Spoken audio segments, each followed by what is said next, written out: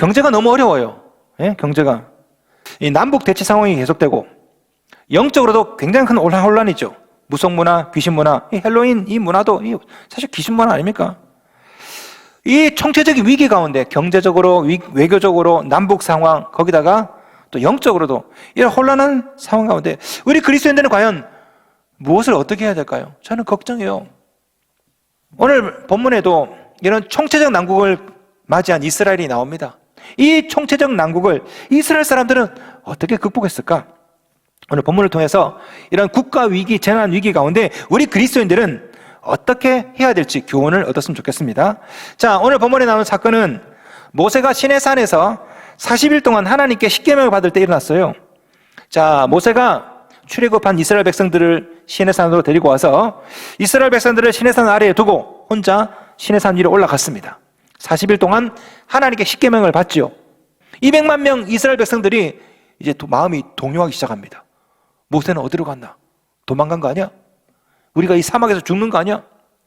그래서 이스라엘 백성들 중에 지도자 몇 사람이 아론에게 찾아갑니다. 모세 형 아론, 대제사장 아론에게 찾아가서 우상을 만들어 달라고 합니다. 우상을. 우리가 이 모세 말만 믿고 여기까지 왔는데 우리가 하나님을 본 적도 없잖아. 그러니 하나님의 실체를 만들어 주시오. 그러니까 아론은 좋다. 그러면 너희들 가지고 있는 금 장신구 다 내게로 다오. 그거 다 뺏어 줬습니다. 아론은 그것을 녹여서 송아지 우상을 만들어요. 금송아지 우상. 그때부터 이스라엘 백성들이 그 송아지 앞에 절하기 시작합니다. 제사를 드리기 시작해요. 자, 이 모습을 보신 하나님께서 시내산에 있던 모세에게 얘기합니다. 모세야, 모세야, 네 백성들이 지금 타락했다. 내가 쟤네들 다 쓸어버리겠다. 다 죽여버리겠다. 내가 너로 하여금 새로운 민족을 만들마.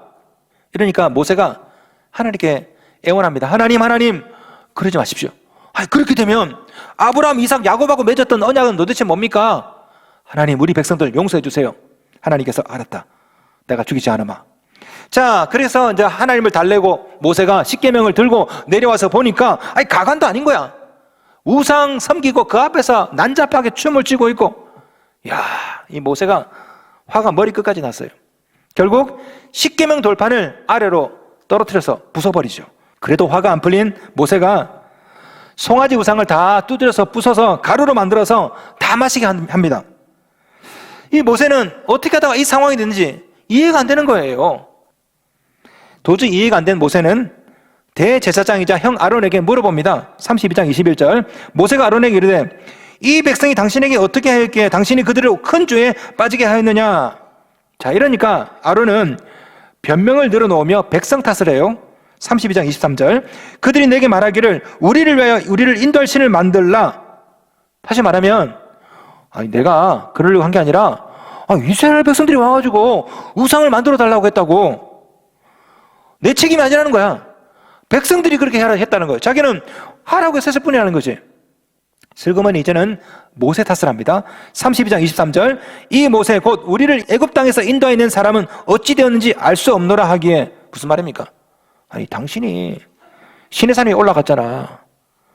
다시 말해서 이 문제는 당신 탓이요. 당신이 애착에 올라가서 안 내려온 거 아니오. 심지어 아론은 이제 거짓말합니다. 거짓말. 24절 봅시다. 내가 그들에게 이르기를 금이 있는 자는 빼내라 한즉 그들이 그것을 내게로 가져왔기로 내가 불에 던졌더니 이 송아지가 나왔나이다. 백성들이 금을 가져왔는데 불에 던졌더니 뿅 송아지가 튀어나왔대. 여러분, 이게 말이 되는 소리야? 여러분, 제가 목욕탕에 들었다 나왔더니 현빈이 됐네요. 이게 말이 돼요? 오늘 본문에 지금 아론이 그 말하는 겁니다. 금을 불에다 던졌더니 송아지가 뿅 나왔대. 거짓말을 해도 어떻게 이런 거짓말을 해? 아론은 자기 책임을 백성에게 떠넘기더니, 그리고 모세에게 슬쩍 떠넘기더니 이제는 말도 안 되는 거짓말까지 하고 있죠. 아주 무책임한 사람이에요. 그냥 잘못했다 말하면 될 것을 왜 이렇게 하고 있어? 성경은 이렇게 말합니다. 25절 말씀. 모세가 본즉 백성이 방자하니 이는 아론이 그들을 방자하게 하여 원수에게 조는거리가 되게 하였음이라. 여기 보시면 방자하다라 말이죠. 방자하다. 요즘에 잘 안 쓰는 말인데 이 말이 뭐냐면 제한을 없애다라 뜻이에요. 제한을 없애다. 다시 말해서 백성이 하나님의 명령인 테두리 안에 있지 않고 자기들 마음대로 행동하도록 제한을 없애버렸다. 누가? 아론이 그랬다고. 이 모든 일이 누구 때문이라고? 아론 때문이라고요. 백성들이 와가지고 우리에게 우상을 만들어 주시오 하면 아론이 뭐라 말해야 됩니까? 안 된다. 그거는 우상 숭배다. 십계명을 어기는 거다. 말해야죠. 근데 아론이 제한을 없애버렸습니다. 뭐 그러던가 말던가. 그러니까 백성이 방자하게 행한 거죠. 자, 질문. 오늘 본문에 나온 아론이 누구를 닮았습니까? 대통령? 행안부 장관? 총리? 경찰서장? 누가 생각나세요? 뭐 그럴 수도 있겠죠.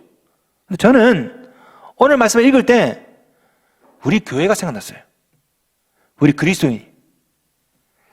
어쩌면 한국 교회가 우리 그리스도인이 아론 같은 사람이 아닐까? 저는 그런 생각이 들어요. 사실 이태원 참사는 헬로윈 데이 때문에 일어났죠. 헬로윈 데이. 헬로윈 데이가 뭐 하는 날입니까? 켈트족이 죽음과 유령을 찬양하던 날이에요. 죽음과 유령을. 그죠? 이런 헬로윈 문화가 한국에 들어옵니다. 언제? 1990년대 말에 영어 유치원을 통해서. 영어 유치원에서 헬로윈 이런 파티를 하니까 일반 유치원에서 따라하기 시작한 거죠. 그러다가 이것이 쫙 퍼져서 초등학교에서도 이걸 하기 시작한 겁니다. 자, 문제는 이렇게 이교도적인 헬로윈 문화가 한국에 들어올 때 우리 그리스도인들이 이런 문화에 특별한 제재를 안 했다는 거죠. 수수방관했습니다. 왜? 문화인데 어때? 문화인데 어때? 권사님, 집사님, 딸, 손녀, 아들이 다 귀신 복장을 하고 학교에 가는데 아무런 제재를 하지 않아요. 이것 때문에 목사에게 물어봅니다. 목사님, 이런 거 해도 돼요? 목사들도 똑같아. 괜찮아요. 문화인데 어때요? 하게 하세요. 우리 모두는 다 지난 20년 동안 수수방관했습니다. 우리 애들이 귀신 복장할 때 문화인데 어떠냐? 20년 전에 사탕 먹으러 다니던 애들이 지금 커서 이태원에서 놀다가 이런 참사를 당했어요. 이 비극에 우리 그리스도인들 책임이 과연 없을까요? 25절 말씀. 모세가 본즉 백성이 방자하니 이는 아론이 그들을 방자하게 하여 원수에게 조롱거리가 되게 하였음이라. 우상 숭배 누가 했어요? 백성들이.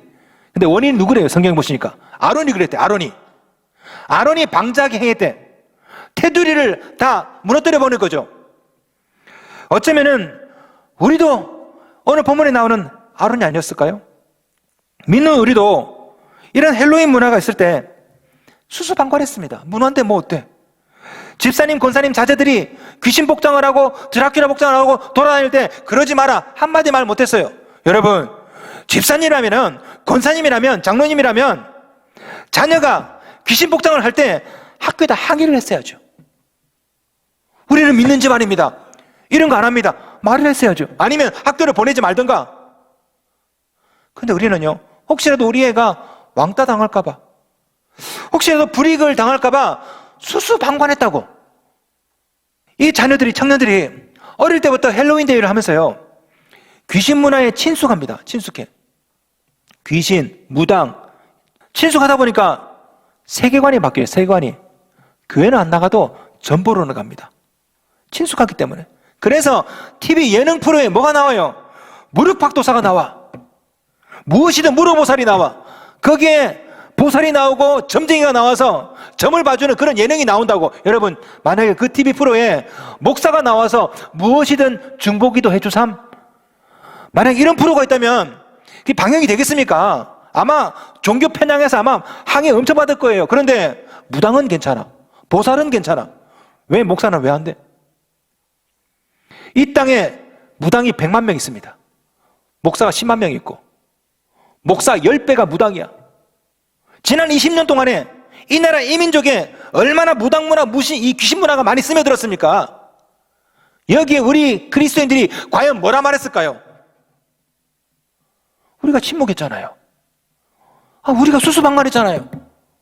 어릴 때 헬로윈데이 하던 애들이 크면서 무릎팍도사를 보고 자라고, 무엇이든 물어보사를 잘하고, 20대가 되어서 타로 좀 보고 헬로윈데이 귀신 복장을 하고. 따지고 보면 우리가 아론이었습니다. 우리가 귀신 문화에 저항하지 않았고 엄청난 재난 앞에서 우리는 마치 내 일이 아닌 것처럼, 마치 내가 안 그런 것처럼 뻔뻔하게 그렇게 살고 있거든요. 변명하고 탓하는 아론, 우리 안에 아론이 있습니다. 그렇다면 어떻게 될까요? 앞으로. 이미 뭐 재난은 벌어졌고 사고는 났고 우리 믿는 그리스도인들은 도대체 어떻게 해야 될까요? 오늘 본문을 통해서 제가 세 가지를 살펴보고 싶습니다. 첫째는 애통하는 것입니다. 애통하는 것. 이것이 우리 그리스도인들이 해야 될 첫 번째 일이 아닐까. 자, 오늘 본문에 나오는 모세를 보세요. 모세가 하나님께 나아가서 이렇게 고백합니다. 31절. 모세가 여호와께로 다시 나아가 여짜오되 슬프도소이다. 모세는 제일 먼저 하나님 앞에 나가서 슬퍼했습니다. 슬프도소이다. 재난 앞에 우리가 해야 되는 것은 변명도 아니고 탓도 아니고 뭡니까? 애통하는 거죠. 슬프도소이다. 성경을 보시면 애통할 때마다 슬퍼할 때마다 항상 위로가 있었고 기적이 났습니다. 기적이. 하갈의 울음소리를 듣고 하나님께서 그녀의 아들 이스마엘을 살려주시죠. 예레미야가 웁니다. 눈물의 선지자 예레미야. 하나님께서 예레미야의 기도를 들으시고 이스라엘 백성들을 70년 만에 바벨론 포로에서 벗어나게 하셨습니다. 죽을 병에 걸린 히스기야가 하나님께 웁니다. 하나님께서 이 히스기야를 살려주셨죠. 회당장 야이로가 울어요. 우니까 예수께서 그의 딸을 살려주십니다. 마리아 마르다 보세요. 오빠가 죽었어요. 오빠가. 마리아 마르다가 예수 발 앞에 웁니다. 오빠 나사로를 살려주십니다. 누가복음 7장에 보시면은 과부가 울어요. 과부 아들이 죽었거든요. 우리 주님께서 과부에게 울지 말라 하시고 죽은 아들을 살려주셨죠. 성경을 보시면 울 때마다 기적이 났어요. 기적이. 제가 성경을 보니까요, 이게 항상 패턴처럼 울면 위로가 나오고 기적이 나오고. 여러분, 이 세상에 부모들은 세상에서 이기지 못하는 소리가 하나 있습니다. 이기지 못하는 소리, 절대 못 이기는 소리 뭔지 아십니까? 자녀의 울음소리예요. 애가 울잖아요. 그러면 가슴이 아파. 가슴이. 애가 울면. 애가 밥을 안 먹잖아요. 가슴이 아파. 이게 부모의 마음이에요. 여러분, 자녀가 어릴 때 뭐 사달라고 생떼를 쓰잖아요. 근데 애가 지독하게 막 사줘 하면 안 사줍니다. 울면 사줘요. 우리 딸이 울더라고. 애플워치 사줬어 얼마 전에. 자녀가 울면 그거 못 견뎌요. 부모 마음이 원래 그렇다고. 우리가 믿는 하나님 아버지가 그러세요. 우리 신자의 기도 중에 가장 강력한 기도가 뭔지 아십니까? 통곡 기도입니다. 더 강한 기도, 금식 기도예요. 밥 안 먹고 울면 하나님 마음이 너무너무 아파. 견딜 수가 없어. 그래서 예정에 없던 기적도 막 베푸세요. 이게 우리 하나님 아버지의 마음이. 재난 가운데 우리 그리스도인들이 뭘 해야 될까? 우는 겁니다. 우리 주님께서 말씀하셨죠. 마태복음 5장 4절. 애통하는 자는 복이 있나니 저희가 위로를 받을 것이요. 애통하는 자가 오히려 복이 있답니다. 왜? 하나님께 위로를 받고 기적을 체험하기 때문에. 그런 의미에서 이런 재난 가운데, 위기 가운데 우리 그리스도인들이 할 수 있는 가장 큰 위대한 결단은 뭐냐? 우는 것입니다. 하나님, 이 나라 이민족이 어떻게 하다 이렇게 됐습니까? 우리가 슬피 울 때 하나님 역사하세요. 저는 그렇게 믿습니다. 성도 여러분, 모세처럼 슬퍼하십시오. 하나님의 위로와 기적이 이 나라 이민족 가운데 임할 줄로 믿습니다. 자, 그러나 단순히 애통하기만 해서는 안 돼요. 둘째, 나라와 민족을 위해 중보 기도하셔야 됩니다. 중보하셔야 돼요. 자, 아론을 보세요. 아론은 백성 탓을 했어요. 모세 탓도 했습니다. 얼마나 무책임합니까? 그런데 모세는 자기 탓을 해요. 자기 탓을. 슬피 울며 이렇게 기도합니다. 31절 32절 말씀. 이 백성이 자기들을 위하여 금신을 만들어 싸우니 큰 죄를 범하였나이다. 그러나 이제 그들의 죄를 사하시옵소서. 그렇지 아니하시오면 원하건대 주께서 기록하신 책에서 내 이름을 지워버려 주옵소서. 모세가 잘못한 게 아니죠. 사실 누가 잘못했습니까? 백성들이. 우상숭배 백성들이 했잖아요. 잘못은 아론이 했죠. 아론이 그것을 막지 않았으니까. 모세란 거는 아무런 상관이 없어. 모세는 죄를 사해달라면서 뭐라 하냐? 하나님, 생명책에서 내 이름을 지워주세요. 이런 자가 지도자죠. 지도자는 책임지는 자입니다. 지도자는 나라와의 죄를 마치 자신의 죄인 것처럼 여기면서 하나님께 엎드려 기도할 수 있는 사람, 이 사람이 지도자예요. 어쩌면 우리 그리스도인들이 이런 기도를 드려야 되는 것이 아닐까. 이 백성의 죄가 내 죄인 것 마냥. 이 모든 일이 애초에 나 때문입니다. 우리가 무관심했습니다. 하나님, 내 죄를 용서해 주옵소서. 이렇게 해야 된다고요. 우리 사회에는 아론 같은 지도자가 너무 많습니다. 아론 같은 지도자. 무책임하고 변명하고 남 탓하고 사과할 줄 모르고. 이런 시대에 우리 그리스도인들은 변명이 아니라 기도를, 남 탓이 아니라 자기 탓을, 무책임이 아니라 무한 책임을 지는 그런 사람이 됐으면 좋겠습니다. 그러나 성도 여러분, 단순히 슬피 울며 기도만 해서는 안 돼요. 셋째, 하나님이 원하시는 곳으로 이 백성을 인도해 내야 됩니다. 여기까지가 우리의 사명이에요. 슬피 울며 중보기도하는 모세에게 하나님께서 이렇게 말씀하세요. 34절, 이제 가서 내가 내게 말한 곳으로 백성을 인도하라. 내 사자가 내 앞서 가리라. 자, 질문. 여기서 말하는 내게 말한 곳이 어딜까요? 내게 말한 곳, 가나안이죠. 젖과 꿀이 흐르는 가나안. 모세의 중보기도를 들으신 하나님께서 분노를 거두시고 새로운 사명을 상기시켜 주십니다. 사명을. 야, 모세야, 네 사명은 분노하고 열받고 십계명 막 부러뜨리고 이게 아니야. 네 사명은 이 백성을 가나안으로 인도해야 돼. 이게 네 사명이야. 물론 어려움이 있겠죠. 하나님께서 약속하세요. 내 사자가 내 앞서 가리라. 여기서 말하는 내 사자가 누굽니까? 성육신 이전에 2위 하나님 그리스도입니다. 그리스도, 예수님. 하나님께서 약속하시는 거죠. 예수 그리스도께서 앞서 가실 것이라고. 메시아에 대한 예언입니다. 하나님께서는 이 모세에게, 슬퍼하는 모세에게, 모세야, 아직 네 사명이 남아있다. 네 사명은 분노가 아니다. 네 사명은 원인 규명이 아니야. 네 사명은 이 백성을 가나안으로 인도하는 게 네 사명이야. 여러분 자 보세요. 우리에게 이 사명이 있는 겁니다. 우리 사명은 원인 규명이 아니에요. 도대체 누가 이렇게 만들었냐? 이거는 경찰들이 알아서 할 일이고, 우리의 사명은 뭡니까? 이 백성을 가나안으로 데려가는 것. 이게 우리의 사명이죠. 저는 오늘 본문을 읽을 때마다 이 모세가 하는 행동이 참 궁금해요. 모세가. 왜 모세는 금송아지를 가루로 만들어서 왜 다 마시겠을까? 왜 모세는 레위 지파 사람들이 3,000명을 학살할 때 가만히 보고 있었을까? 저는 이게 참 궁금했거든요. 사실은 이 행동들이 자기 백성을 살리기 위한 모세의 필사적인 고육지책이었습니다.